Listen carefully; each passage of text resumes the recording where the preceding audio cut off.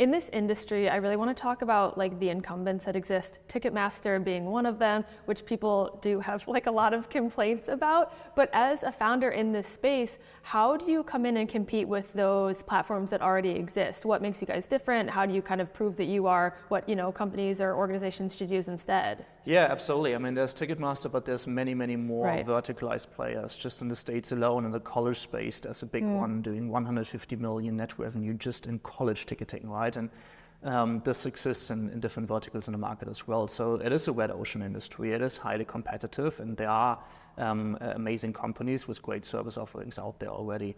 I think none of those companies come from a pure tech angle, though. We are a tech company, and we believe in modern products, and we believe in modern architecture. We believe in API-first approaches.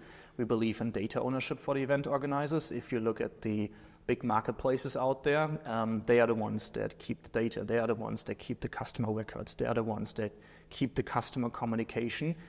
They don't hand over this control and power to the event organizers, whereas we come in with a fully white label, independent ticketing approach, which in such a passionate industry was just the right way for us to go.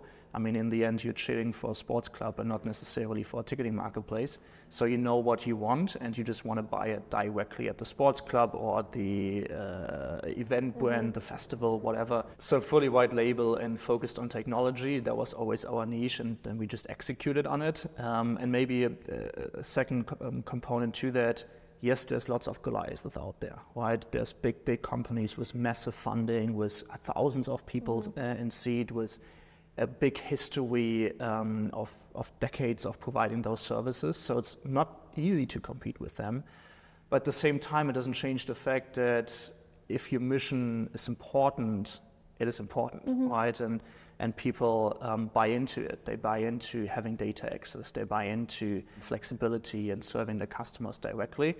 And at the same time, the bigger a company is, the more arrogant it is, the slower it is. So if you're a small company, you can just move quicker, you can iterate quicker, you can co-ideate with your customers, be very close to them, work in an extremely customer-centric way, whereas the big ones cannot, right? So similar to the Bible story of David versus Goliath, there's a reason why the Davids are very often winning, and that's why we are growing so quickly as well. Yeah.